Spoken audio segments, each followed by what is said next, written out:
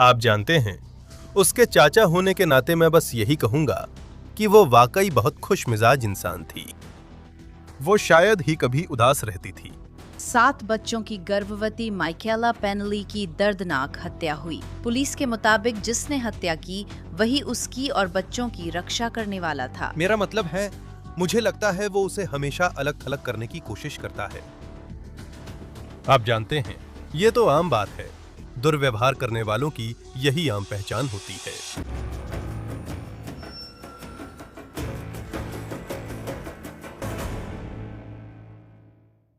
Crime fix में स्वागत है। मैं अंजनेत लेवी हूँ। मिकायला पेनली का परिवार सदमे में है। वे ये समझने की कोशिश कर रहे हैं कि मिकायला की मेक्सिको में हत्या हो गई और अब वे उसे नहीं देख पाएंगे। मिकायला इंडियानापोलिस, इंडियाना की रहने वाली थी और एक माँ थी। उनके 7 बच्चे थे और वे 8वें बच्चे के साथ 6-7 महीने की गर्भवती थीं। मिकायला के परिवार के मुताबिक उनकी हत्या का तरीका बेहद भयानक था। उनकी हत्या के आरोपी उनके बच्चों के पिता जोसेफ जूड बटलर जूनियर के बारे में मेक्सिको के अभियोजक का कहना है कि बटलर मिकायला की निर्मम मौत के लिए जिम्मेदार है। नमस्कार नमस्कार, मैं जांच में हुई प्रगति के बारे में जानकारी देना चाहता हूं। स्पेनिश में अभियोजक जोर्गे अबार्का ने घोषणा की कि मिकायला की मौत सिर में तेज कुंद वस्तु से लगी चोट के कारण हुई थी। अबार्का ने कहा कि मिकायला के शरीर के विभिन्न हिस्सों पर कई चोटें और खरोंचें आई थीं, लेकिन सिर पर लगी चोटें ही उसकी मौत का कारण बनी। मिकायला का शव कस्बे के बाहर फेंका गया था। उसे 8 जून को मिला। अभियोजक ने उसकी मौत को फेमिसाइड करार दिया, यानी एक महिला या लड़की की हत्या जिसमें पीड़िता को सिर्फ इसलिए निशाना बनाया गया क्योंकि वो महिला थी। अबार्का ने कहा कि बटलर की गिरफ्तारी के बाद उन्होंने पाया कि उसके खिलाफ हिंसक अपराधों का इतिहास था। उसके अपराधों में चोरी, धोखाधड़ी, आग्नेयास्त्रों का अवैध कब्जा, शारीरिक नुकसान की धमकी देकर डराना, बलात्कार, नशीली दवाओं का अवैध कब्जा और भी बहुत कुछ शामिल था। माइकेला का परिवार पूरी तरह बिखर गया है और बहुत दुखी है। उनके चाचा जल्द ही मेरे साथ जुड़कर माइकेला और हालात पर बात करेंगे। माइकेला और उनके 7 बच्चों के लापता होने की रिपोर्ट फरवरी के अंत में इंडियानापोलिस पुलिस को चाइल्ड सर्विसेज केस मैनेजर ने दी थी। अब हमें पता है कि वो और बच्चे कहाँ थे। गोफंडमी पर एक संदेश में माइकेला की एक बहन ने लिखा, मेरी बहन माइकेला मैरी पेनली की कल हत्या कर दी गई। वो चाकू से गोदी गई, उसके साथ बलात्कार और अप्राकृतिक कृत्य हुआ, नग्न और सिर कुचला मिला। वो 6 से 7 महीने की गर्भवती थी। वो फरवरी से मेरी माँ से लापता थी। ये मेरे जीवन का सबसे बुरा समय है। मेरी माँ और हम सब का जीवन बिखर गया है। मैं और माँ सदमे में हैं। माइकेला सबसे पहले एक माँ थीं। वो 16 साल की उम्र में माँ बनी और उनके 7 बच्चे थे। उनके सभी बच्चे अभी भी हैं, सिवाय उस एक के जो उनके साथ स्वर्ग चली गई। मेरी माँ, भाई, बहन और मैं बहुत दुखी हैं और हमारे पास मदद के पैसे नहीं हैं। आपकी मदद हमारे लिए बहुत मायने रखती है। बस बच्चों और हम सभी के लिए दुआ करें। धन्यवाद और भगवान आपका भला करे। भगवान का शुक्र है, 7 बच्चों को कोई चोट नहीं आई और वे सुरक्षित हैं और उन्हें इंडियाना वापस ले जाया जाएगा। मैं क्रिश लैम्बर्ट को बुलाना चाहती हूँ। वे मिकायला के चाचा हैं। क्रिश, सबसे पहले तो आपका धन्यवाद कि आप मेरे साथ जुड़े और मैं कहना चाहती हूँ कि मुझे बहुत बहुत दुख है और यहाँ लॉ एंड क्राइम में हम सभी को आपकी भतीजी को खोने का बहुत दुख है। हाँ, बहुत धन्यवाद। यह एक मुश्किल स्थिति है। मुझे पता है कि आप सभी ने कई महीनों तक उससे लापता माना था। क्या आप मुझे बता सकती हैं कि आपको क्या लगता है वहाँ क्या हो रहा था? देखिए, मेरा ख्याल है कि इंडियाना राज्य के हिसाब से उसे लापता माना गया था, हम्म। क्योंकि हाल की से स्थिति में मुझे लगता है कि इंडियाना राज्य ने बच्चों को अपने पास ले लिया और वे उसे अवास्तविक, मुझे नहीं पता सही शब्द क्या है, अवास्तविक चीजें करने को कह रहे थे ताकि वो अपने बच्चों को वापस पा सके। इसे ऐसे ही समझ लीजिए। इस बीच उसके बच्चे पालक देखभाल में थे। मेरा मतलब है, ऐसे पालक माता पिता के साथ जो जाहिर तौर पर नहीं थे, बच्चों की देखभाल के योग्य नहीं थे। मेरा अंदाजा है कि उनके साथ दुर्व्यवहार हो रहा था। तो मिकाएला ने उस समय अपने बच्चों को अस्थायी रूप से वापस पाने के लिए लड़ाई लड़ी थी, क्योंकि उसने साबित कर दिया था कि यही सब हो रहा था। मुझे लगता है कि उसे यह सब साबित करने के लिए पूरी प्रक्रिया से गुजरना पड़ा, क्योंकि राज्य अपना काम नहीं कर रहा था, इस तरह कहें तो, जो मुझे बहुत अजीब लगता है। लेकिन फिर जब वो अपने बच्चों को वापस पाने में सफल हुई, मुझे लगता है कि तभी वो मेक्सिको गई थी। मुझे लगता है उसे डर था कि बच्चे उससे छिन जाएंगे और उसे फिर वही प्रक्रिया दोहरानी पड़ेगी। और आप जानते हैं, शायद वो इसके लिए तैयार नहीं थी, लेकिन वो इतनी परिपक्व नहीं थी कि इसे संभाल सके, अगर आप समझ पा रहे हैं। लेकिन ये सारी बातें मैंने उसके चाचा के तौर पर परिवार से सुनी हैं। और इसके बारे में मैं बस इतना ही कह सकता हूँ। वो बच्चों के पिता उसे लेकर गए थे और उस समय उसे मेक्सिको ले गए थे। तो वो उस समय अपनी मर्जी से उनके साथ गई थी। लेकिन इस पूरे समय जब से वह उनके साथ रही है, वह उसके साथ बहुत दुर्व्यवहार करता रहा है और फिर भी वह उनके साथ बनी रही। और मुझे लगता है, आप जानते हैं, उसने उस दुर्व्यवहार को सहा जो दुर्भाग्यपूर्ण है, क्योंकि जब आपके पास बड़ा परिवार, दोस्त और आपके जीवन में ऐसे लोग होते हैं जो आपसे प्यार करते हैं और आपका भला चाहते हैं, और आप लगातार, आप जानते हैं, ऐसी चीज चुन रहे हैं जो आपके लिए अच्छी नहीं है, तो ये उन लोगों को दुख पहुंचाता है और ये सभी को प्रभावित करता है। आपने कहा था कि मिकाएला अपने बच्चों के पिता द्वारा प्रताड़ित की जा रही थी। और क्या ये कई सालों से चल रहा था? जहां तक मुझे पता है, हाँ। और मुझे लगता है कि कुछ ऐसा भी था। मुझे लगता है कि वे पहले अलास्का में रहते थे और अलास्का में उसके साथ दुर्व्यवहार हो रहा था। और असल में ये एक समय वहां ये बात सामने भी आई थी और फिर उसे वहां इसके लिए जेल ले जाया गया और वहां बहुत सारी चीजें हुईं और फिर आखिरकार वो इंडियाना चली गईं। और ये बस, ये एक, मेरा मतलब है, शुरुआत से लेकर अंत तक आपको सच में किसी को ये सारी घटनाओं की एक पूरी टाइमलाइन बनानी पड़ेगी कि ये सब कैसे शुरू हुआ। समझ रहे हैं ना? आप जानते हैं, वो हमेशा से ही परिवार से थोड़ी दूर रही हैं, खासकर जब से वो उनके साथ हैं। और वो ऐसा आदमी है जो दूसरे मर्दों के साथ रहना पसंद नहीं करता, क्योंकि उसे पता है कि शायद उसकी पोल खुल जाएगी या उसे जवाबदेह ठहराया जाएगा।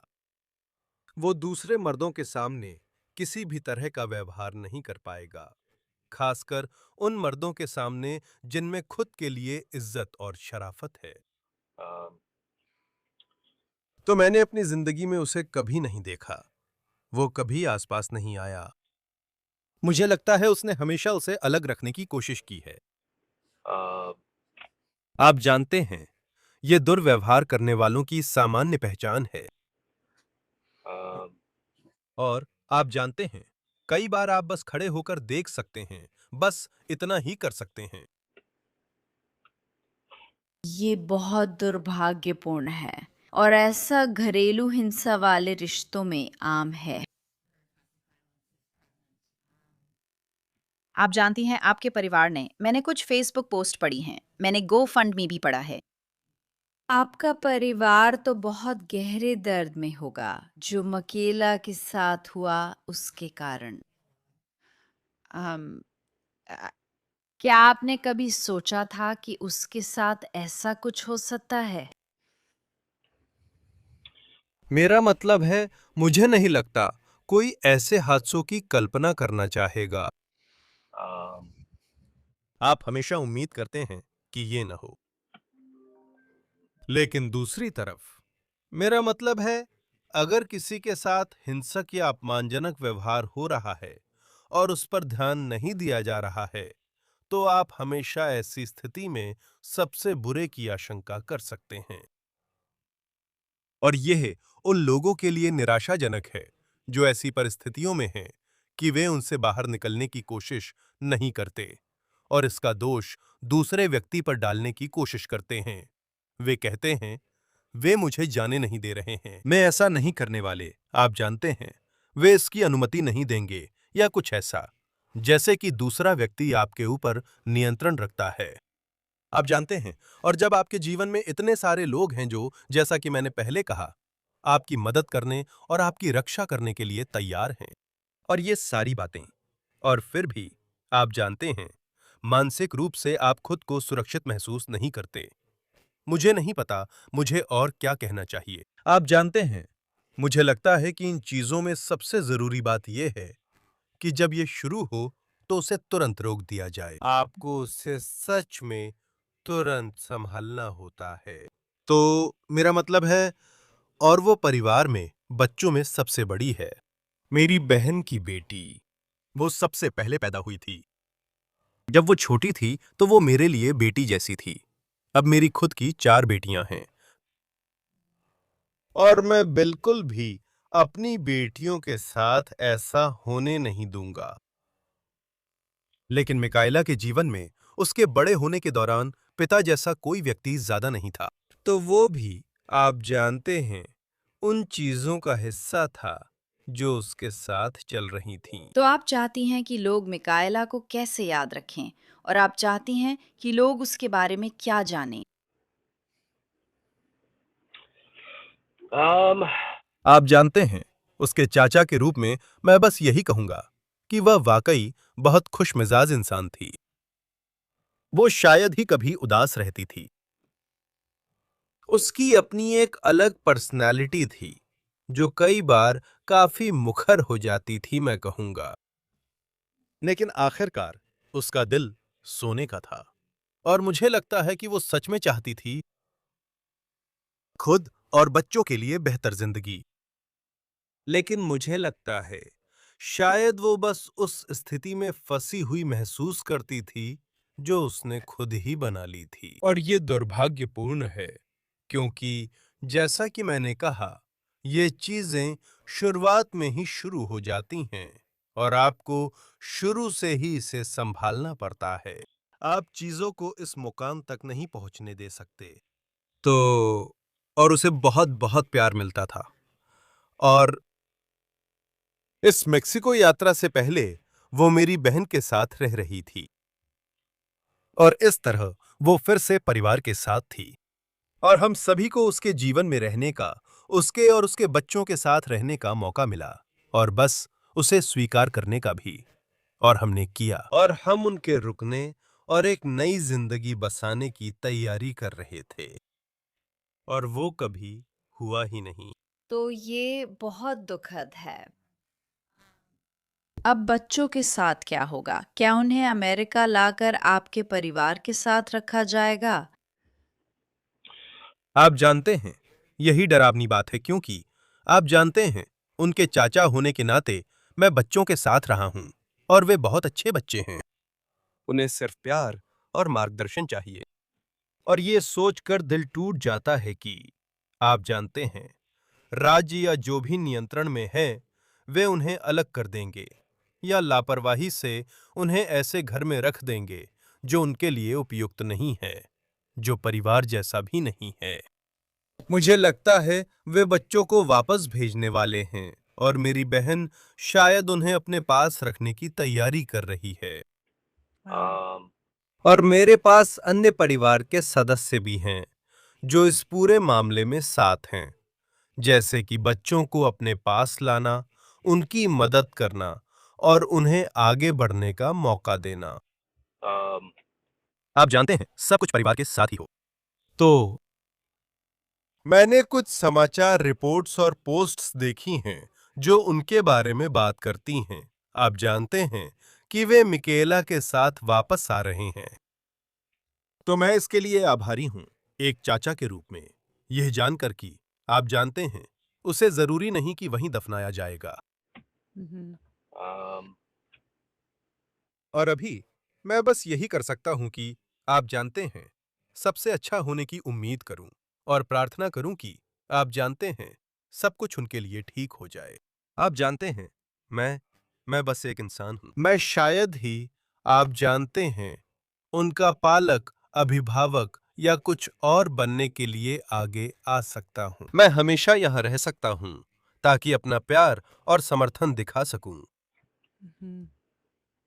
ये बहुत बहुत दुखद है और मैं आशा करती हूँ कि बच्चे एक साथ रहें क्योंकि उन्होंने अपनी माँ को बहुत भयानक तरीके से खो दिया है। उन्हें एक दूसरे की जरूरत है और उनके पिता पर उनकी माँ की जान लेने का आरोप है। तो उन्हें एक स्थिर जीवन चाहिए और मैं आशा करती हूँ कि उन्हें वो मिले। हाँ हाँ, मुझे भी। और उनके लिए कोई तो है। मेरा ख्याल है कि उनके पापा इकलौते बच्चे हैं और उनकी माँ अभी भी जीवित हैं, जो कि उनकी दादी होंगी। लेकिन मैंने उन्हें कभी देखा नहीं है और ना ही कभी उनसे बात की है। मैं उस स्थिति के बारे में निश्चित नहीं हूं। सच कहूं तो मैंने इन सब में उनका नाम कभी नहीं सुना। लगता है कि उन्होंने हमेशा उसे बढ़ावा दिया है और नजरअंदाज किया है। दुर्व्यवहार के उन संकेतों को जो उनका बेटा लगातार दिखाता रहा है, और ये दुर्भाग्यपूर्ण है। साथ ही एक दादी का होना जो अपने बेटे के द्वारा उसकी 7 बच्चों की मां के साथ किए गए दुर्व्यवहार को नजरअंदाज करती है, ये भी दुखद है। एक तो उनकी मां के साथ, और बहुत संभव है कि उसके बच्चों के साथ भी। लेकिन आप जानते हैं, दुनिया एक डरावनी जगह है और कभी-कभी ऐसे लोगों को ढूंढना मुश्किल होता है जो सही काम करेंगे। आप जानते हैं। हाँ, मुझे अफसोस है क्रिश। क्या आप और कुछ कहना चाहेंगे? मेरा मतलब है, नहीं। आप जानते हैं, मैं इस पूरी स्थिति को लेकर वाकई बहुत भावुक और अकेला महसूस कर रहा हूं। और मैं आंसुओं को रोकने और खुद को संभालने की कोशिश कर रहा हूं। मैं बस कहना चाहता हूं कि मैं अपनी भतीजी से बहुत प्यार करता हूं और उम्मीद है कि उसके खिलाफ इंसाफ होगा। और मैं उम्मीद करता हूं कि बच्चों को मौका मिले और उन्हें फलने फूलने का अवसर मिले, परिवार के करीब रहने का मौका मिले और आप जानते हैं, उन्हें सफल होने के लिए जो भी साधन और जरूरतें हैं, वो मिलें। तो आप जानते हैं। खैर, फिर से क्रिश, मुझे आपके नुकसान के लिए बहुत अफसोस है। आपके परिवार और बच्चों को जो नुकसान झेलना पड़ रहा है, उसके लिए भी। मैं आशा करती हूँ कि बच्चे वापस संयुक्त राज्य अमेरिका आ जाएं और वे सभी एक साथ रहें। एक बार फिर मुझे बहुत अफसोस है। और मुझे लगता है कि मेरी बहन ने एक गो फंडमी जैसा पेज बनाई है और मुझे नहीं पता कि उसके साथ क्या चल रहा है, लेकिन वो किसी के लिए मदद करने का एक अच्छा तरीका होगा। आप जानते हैं, कम से कम पैसे देने में मदद करने के लिए, क्योंकि जो भी पैसा वे देंगे, वो सब इन बच्चों के खाने, कपड़े, पढ़ाई और आप जानते हैं, उनके सिर पर छत यानी घर के लिए जाएगा। तो और आप जानते हैं, ये सब करना सस्ता नहीं है, सही है? तो और उन्हें बिस्तरों की भी जरूरत होगी। आप जानते हैं, इसमें से बहुत कुछ करना पड़ेगा। तो मैं आपकी सराहना करता हूं कि आपने मुझसे बात करने के लिए समय निकाला और मुझे हैरानी है कि मैं आपके साथ इस मामले में इतनी दूर तक आ गया हूं, क्योंकि मैंने और भी फोन कॉल्स की हैं और जवाब नहीं दिया है। तो बस इसलिए, क्योंकि मुझे पता नहीं था कि क्या कहना है। लेकिन आज मेरे लिए शुक्रवार जैसा दिन है, तो शायद मैं आज थोड़ा ज्यादा खुश मिजाज हूं और ऐसी कॉल संभालने में सक्षम हूं। तो खैर, हम आपकी सराहना करते हैं कि आपने समय निकाला और हम गोफंडमी का लिंक पॉडकास्ट के डिस्क्रिप्शन के नीचे डाल देंगे। बहुत धन्यवाद। आशा है आपका गुरुवार शानदार हो। आप अच्छा काम कर रहे हैं। इस इंटरव्यू का हिस्सा बनकर मैं खुद को धन्य मानता हूं। अब आपने हमें उस गोफंडमी अकाउंट का जिक्र करते हुए सुना है। हमने मिकाएला पेनेली के गोफंडमी का लिंक इस वीडियो के डिस्क्रिप्शन में पोस्ट किया है। आप वहां जाकर देख सकते हैं। जैसा कि मैंने बताया, क्रिस लैम्बर्ट को उम्मीद है कि बच्चे जल्द ही अमेरिका लौटेंगे, जबकि मेक्सिको के अभियोजक जोसेफ बटलर के खिलाफ मामला बना रहे हैं। तो जैसे ही कोई नई जानकारी आती है, हम आपको बताते रहेंगे। क्राइम फिक्स के इस एपिसोड के लिए बस इतना ही। मैं अंजनेत लेवी हूँ। मेरे साथ जुड़ने के लिए बहुत बहुत धन्यवाद। मैं अगली बार यहीं मिलूंगी।